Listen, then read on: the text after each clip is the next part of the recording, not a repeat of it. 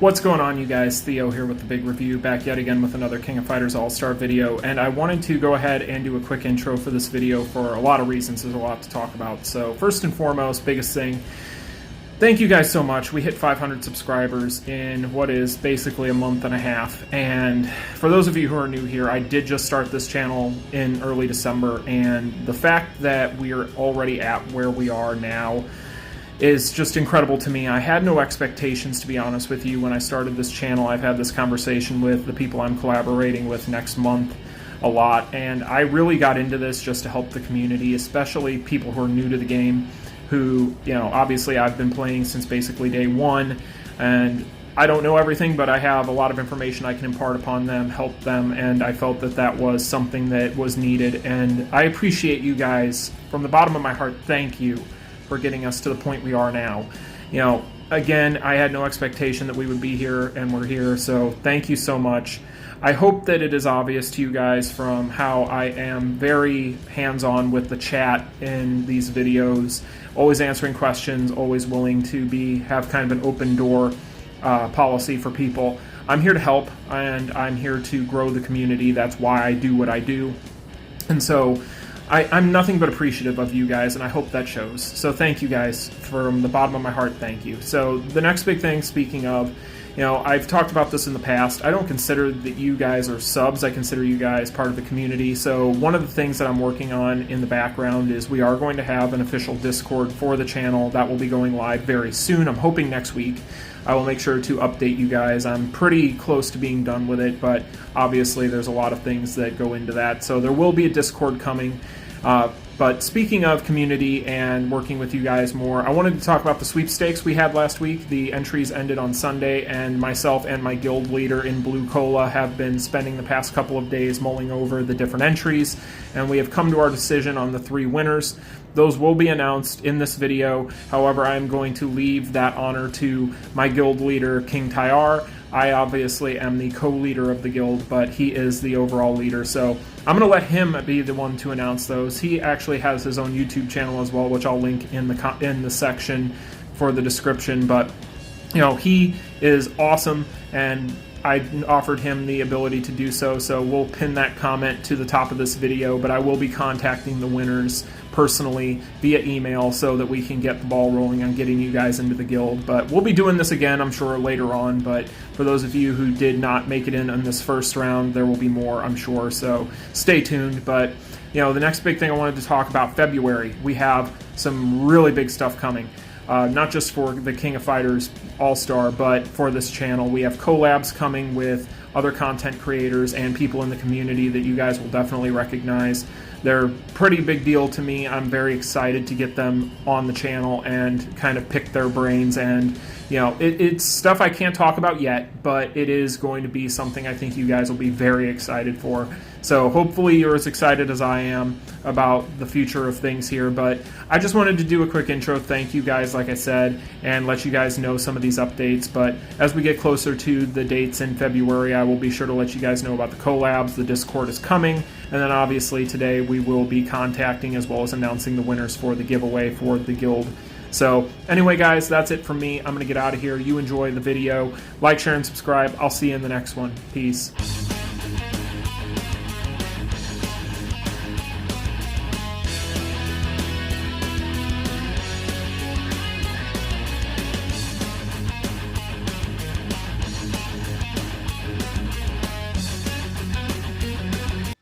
What is going on, you guys? Theo here with the big review, back yet again with another King of Fighters All-Star video, and today we have a ton of information. First, we are going to be delving into yet another installment in the PVE FES fighter tier list, this time taking a look at the purple element, and then we are also going to get into some exciting new rewards that we're going to be getting added into the game tomorrow. But before we do all that, make sure you smash that like button and subscribe.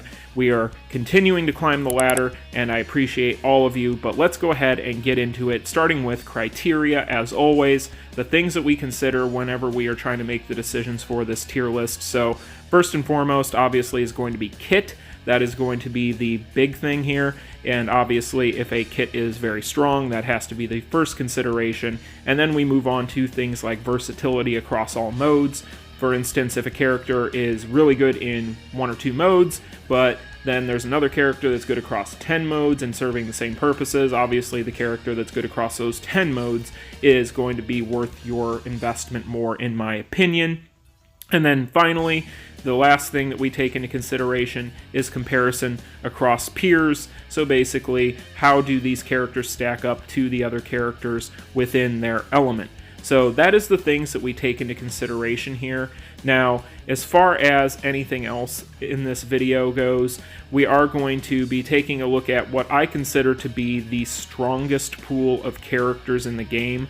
Now, that is arguable, obviously, and largely subjective. It depends on who you're talking to, but from my own experience, my own opinions, and the opinions of many players that I've talked to that are going to be top-tier players in PvE, PvP, players that have played this game a very long time, purple as an element has always been kind of stacked, and it seems like it is continually the one that gets the most quality characters added in a frequent way.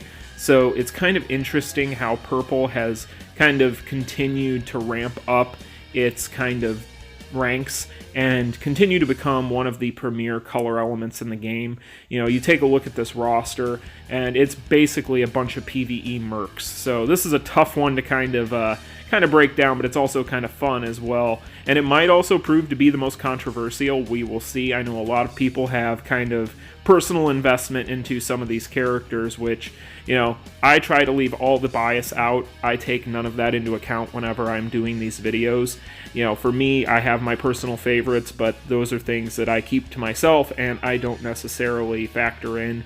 I try to cut things, as always, down the middle and be as kind of reliable in that way as possible when it comes to some of these characters. But let's go ahead and get into the video. Before we talk about the top 5, I want to talk about, instead of an honorable mention, I want to cover my bases with Orochi real quick and have a bit of a disclaimer. So, for those of you who are not aware, Orochi recently got buffed, and as I had kind of talked about in the Blue Element Fest tier list, I was hesitant to rank Orochi Leona anywhere because I didn't have enough data to go on, and I wanted people to report their findings in the comments, which thankfully a lot of people did, but I'm not going to be even including Orochi in the consideration for this for similar reasons. I feel it'd be unfair to him and unfair to you guys to sit here and knee-jerk with kind of my reactions to him without having a proper insight into how he looks now. But what I will say, for those of you who are fans, I've talked to a lot of top-tier players, a lot of fantastic PvE players, and they are not impressed with him outside of his damage. Now, that could change. We obviously rotate in new modes all the time with bosses and things of that nature, but from everything I've heard, a lot of people are not big fans of him even as he sits now with these buffs as far as his versatility across PvE. He seems to still be a PvP character, which is what he was in the beginning to start with. I mean, he's always kind of been built for that. Obviously, originally, there weren't all these different modes available, so, you know, that comparison is a little bit flimsy, but I just wanted to make sure those of you knew that Orochi, I'm exempting from consideration here, so there won't be an honorable mention here because I wanted to talk about this, but let's go ahead and get into the top 5.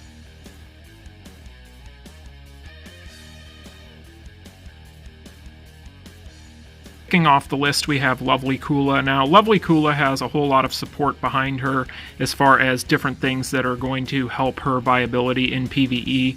The biggest thing that people like to knock her for is her damage is a little bit lower as a purple balance type than some other characters, but her overall versatility is very strong. So, for instance, if you take a look at her leadership skill, we'll start here at the top with her increase to purple element fighters' attack by 40% and their defense by 10%. With her being a Ness tag fighter, she's probably going to 9 times out of 10 be under a different leadership. She's definitely not going to be known for her leadership capabilities, but if you take a look here, she is a Ness character, which is going to be a common theme, especially for the purple element, as that is a very popular and very good pick for PvE, and it really boils down to the fact that they have some of the better leaders in the game. So when we take a look at her cores, Not a whole lot here is going to be anything too crazy, but she's going to have some critical rate increase. She's going to have a decrease to her strike skill damage received. She's going to have the guard stance power charge by 0.3 seconds, and she's also going to recover HP by 1.6% every 1 second for 5 seconds when she's attacking in guard stance. So that's going to be a more PvP focused core for the most part. You don't really have that come up a whole lot in PvE, but when it comes to the Love Me KOF core, she has decreases attacker's attack by 20% for 5 seconds when the 5-second duration is over, and then she freezes the target for 2 seconds on a 20-second cooldown, which is very strong. That is going to be one of her first sources of freeze. And then if we move over to her skills, you're going to see that she is also going to have Cold Spell on her S1. And then she is also going to have immunity on her S2, as well as a 35% chance to freeze the enemy for 2 seconds when a successful skill guard included ends. So that is her second application of freeze. And then Ice Coffin, which is her S3, her best skill, and still to this day one of the most devastating skills in the game as far as being able to just cheese people with, especially with her awakening rotation. It's very, very strong, especially when she's able to pin bosses in a corner, like in RHD, but she's going to deal additional damage equal to 200% of her attack when attacking a frozen enemy, and increases her own attack by 28% for 7 seconds. Now, it doesn't end there for her, because she does actually have a couple of nice perks for cards. She's going to have a 3PG finisher, which is very nice because it actually down here, as you'll see, freezes the enemy for 2 seconds after it is used. So a very nice full screen attack there. Pretty quick animation, so she doesn't have a long animation there, but it is nice to have that. And then if you take a look here at her option card, she has a cooldown reduction card of her own that increases her attack by 5% and decreases her skill cooldowns by 1.2 seconds. And she's going to increase her chill damage dealt by 50% for 5 seconds upon using an active skill. So overall, she has a lot of support. She's a very good character in her own right. You'll see her still to this day used a ton, even though she has aged quite a bit. Now again, her only downside being her kind of lackluster at times damage output, but overall, with her versatility in different modes where you are required to have freeze, and the fact that she is a very versatile character in general, she deserves the number 5 slot on this list. So let's go ahead and move on to number 4.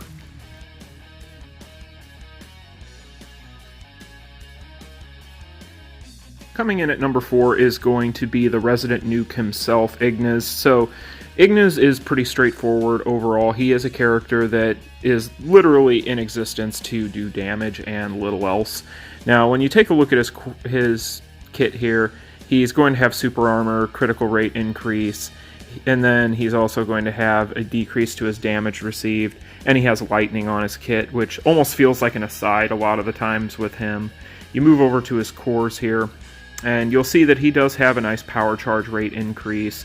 He's going to have increases to his attack. He's going to have increases to his damage dealt, so on and so forth. So really with him, the name of the game is going to be damage, damage, damage. And that has always been kind of his thing. Now, I will say he has started to kind of, even with his recent buffs, which really didn't do... I don't want to say that they didn't do much for him, but they didn't do a ton in this regard for PvE. They did make him better, specifically in PvP and PVAI, but as far as kind of general mobbing and bossing and things like that, I'd say he still performs fairly similar to the way he did before.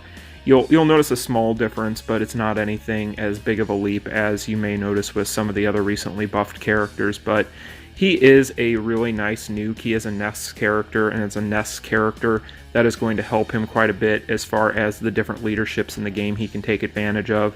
He has a purple attack, which makes him useful in RHD.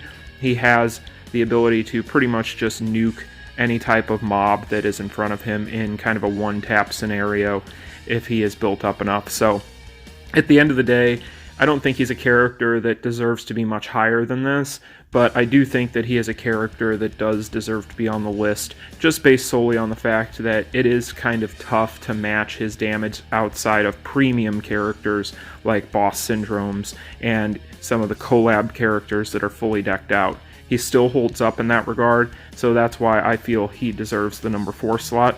Let's go ahead and move on to number 3.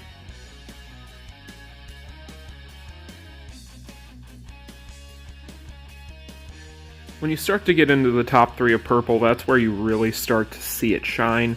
Now, this was where things got a little bit kind of tough, I guess I should say, but even then, it was more so a decision for the top 2 than the top 3, because I feel like Lady Maxima is firmly in this position here. Now, some people may disagree with this, but I really do view Lady Maxima as a premier mobber bosser in the game. Now, she is not necessarily a character that is going to be great for Immortals. I have seen people use her to clear Immortals before, but she is definitely not as used as often as other characters. But when you take a look at everything she does under the hood, you know, not even talking about the amount of damage that she's able to output, which is very impressive. Her damage output is incredible. But when you take a look at her skills, she has burn on her kit. She also has shock on her kit. She has damage increases. She has super armor. She has, if you go over to her cores also, power charge rate increased by 15%, damage immunity for 3 seconds, 100% chance to reset her cooldown on her Maxima press. She's going to also have a gains power by 25% core, and an increase to her shock and her burn damage by 60% when her combo count is 10 or above. So all of these things make her extremely versatile. I have used her a ton for my purple teams, and the fact that her leadership skill can give a plus 55% attack increase to nests fighters, which is a huge deal when you look at everything that is nests in this game. And it doesn't even just include your purple element characters. We're also talking about your Lady Zeros of the world. So her being able to buff those types of characters as strongly as she can is a huge part of her kit. And overall, if you need just a raw damage dealer that has a couple of pretty good dots, even though she doesn't have explosion and a ton of resources for those dots, she is going to do you wonders. All of her skills pretty much have off the ground ability, which is pretty nice, outside I believe of her S1. So outside of all those things, at the end of the day, she, in my opinion, is a far superior nuke to kind of build up into the higher kind of awakening levels than Igniz, because they're both fulfilling very similar roles, and she is also going to be a purple attack, so take that as you will, but that means that she is going to work well under some of the best leaders in the game, just because she has a attack element, as well as the fact that she is just going to be a purple, so she is going to be very good in RHD as well. So that is Lady Maxima. Let's go ahead and get into the top 2.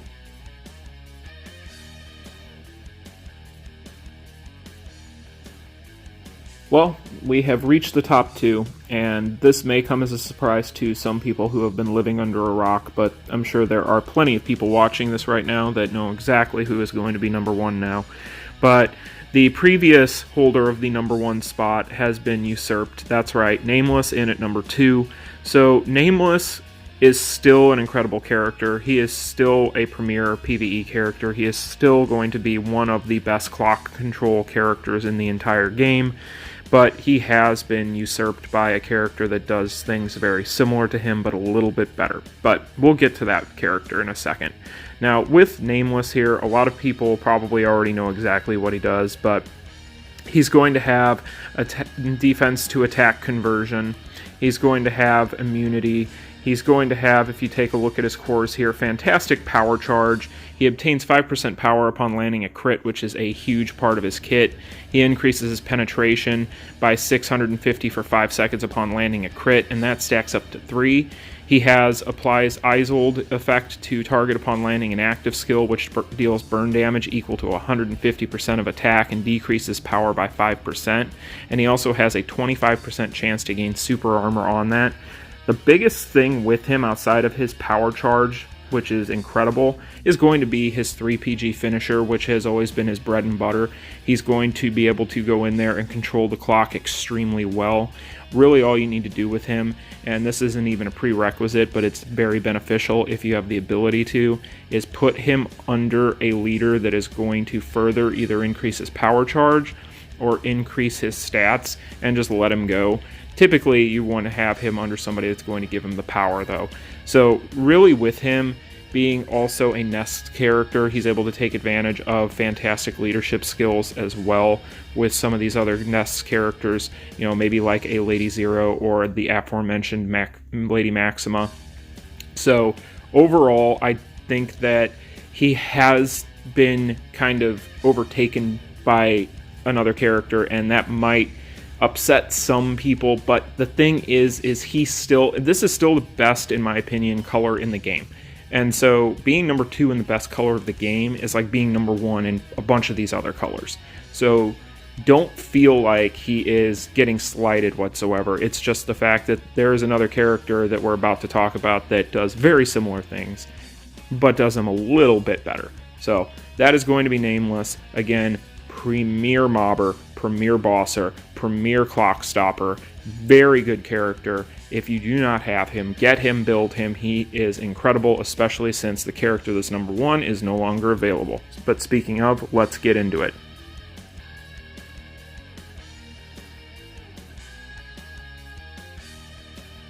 Coming in at the number 1 position, we have Eileen. Now, this should not surprise anyone, as Eileen, if you watched my review, has become the premier damage dealer, not just for the purple element, but for pretty much the game at this point.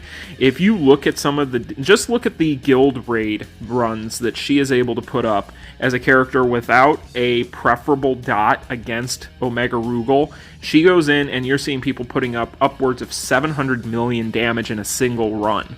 That's right, 700 million. Now, I know that some of the upper echelon numbers that you're seeing on some of these videos, some people are using macros and things like that might skew things just a tad. But even people that I've seen that are not doing that are putting up 400 or 500 million damage. And that's because this chick right here has so many perks in her kit for damage, it's ridiculous. First and foremost, purple attack type. So that alone, right there, great for RHD, great for other leadership skills over her. But a lot of the times you're probably going to use her as the leader because she is going to increase purple element fighters' attack by 55%, which is phenomenal in and of itself. You take a look at her cores, and she's going to have things like 20% power charge rate increase, and then it gets ridiculous with Leader of the Daybreak Mercenaries. She's going to have a 100% chance to reset the cooldowns of all of her skills when using an ultimate move, and she increases her penetration by 700 and her attack speed by 12% for 5 seconds when she uses an ultimate move. Not even adding in the fact that she has the 7 Knights core there, that core is ridiculous. If you think about it, you go off on your first ultimate, you just nuke even harder from that point forward. You have all of your skills on rotation again. It's absolutely absurd what she can do. Then when you get into her last core, she has also Shock Explosion. So at the end of the day, we haven't even talked about her skills, and those are some of the things she's giving you. Now on her skills, she's going to have super armor, she's going to have a chance to remove buffs on her S1 as well as a PvP exclusive, which in PvP she's also a nightmare. She increases her attack by 28% for 7 seconds, she has damage immunity, she has guard break, and then of course she also has lightning. And then to top it all off, you scroll down even further and she has lightning on her finisher. Yeah, so Eileen, I do not feel any regret putting it number 1. Eileen is absolutely a monster for PvE. You've seen her become a premier bosser, you have seen her become a premier mobber, you have seen her used in Immortal dungeons, you have seen her used in Guild Raid, you have seen her used already all over the map, and she is unrivaled with the amount of damage that she's able to output with other team members in some of those modes. So I do not feel a hint of regret here. Number 1 is Eileen. That is going to be the purple tier list. Let me know what you guys think in the comments section down below. Obviously, you may have a differing opinion. Things do start to get pretty tight with this list because purple, in my opinion, is one of the most stacked elements in the entire game. But let's go ahead and move on to today's news. So as you guys can see here, we are going to be getting new updates in the coming days. It looks like tonight at reset we will be getting this one, and I just wanted to kind of show this to you guys briefly. So we are getting a new bingo game, and the lineup of rewards here is awesome. You'll see a ton of rubies, a ton of capsules. Looks like we're getting some gold enhancement hammers. What I would assume down there is a random plus imprint stone box, a random best memory box, and then it looks like the final reward is going to be the plugs, which whatever. But overall, this looks really nice. Now, speaking of really nice, let's take a look at the login bonus. This login bonus, that's 3 token multis right there. That's a full multi. There's 30 total tokens right there, it looks like. And look at the amount of rubies you're getting there. From what I can count, that right there is just 1,300, and it looks like the first reward there, I can't tell what it is exactly, but it almost looks like it's 200 more rubies. So this is awesome. This is really, really nice. You know, upwards of maybe possibly 1,500 rubies there if that first one there is 200 rubies, which it kind of looks like. It's tough to tell, but it don't matter, whatever. We'll find out here soon enough. But yeah, 3 multis worth of tokens is awesome, especially for those of you who I've told before, save your tokens. That's what you want to use for the unified banner. But this isn't all we're getting. We're also getting a new super mission. Now, from what it looks like here, we are going to be getting a plus selection stone for the reward for this, as well as it says other awesome rewards. So we'll have to wait and see what the rewards are, but that's pretty much going to be the update. It looks like just some generic kind of things that they're adding in that'll keep us busy, but it looks nice. So that's going to be today's video, guys. Like, share, and subscribe. I'll see y'all in the next one. Peace.